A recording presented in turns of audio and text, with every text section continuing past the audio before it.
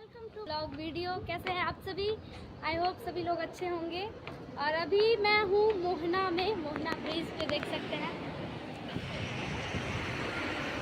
देखिए अभी हम हैं मोहना ब्रिज पे और आप लोग सोच रहे होंगे कि हम क्यों आए हैं। हम भाग गए हैं घर से, अब यहाँ से कूद के हम जान देने वाले हैं, इसीलिए यहाँ पे आए हैं। गाइस ऐसा कुछ नहीं है। अभी हम लोग गए थे वहाँ पे झंझारपुर ब्लॉक पे, जहाँ पे टॉपर वाले जो बच्चा हैं उन सबको सम्मानित किया गया।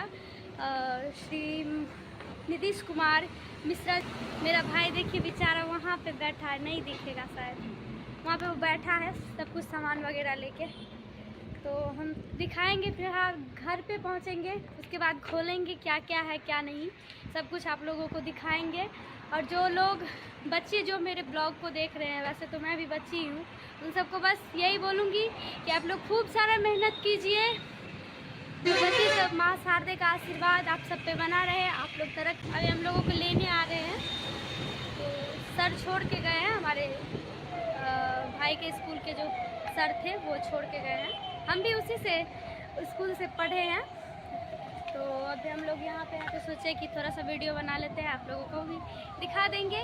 तो आप लोग ब्लॉग में बने रहिए, घर पे जाके हम दिखाएंगे कि क्या क्या मिला है क्या नहीं मिला है, सब कुछ दिखाएंगे। ब्लॉग में बने रहिए।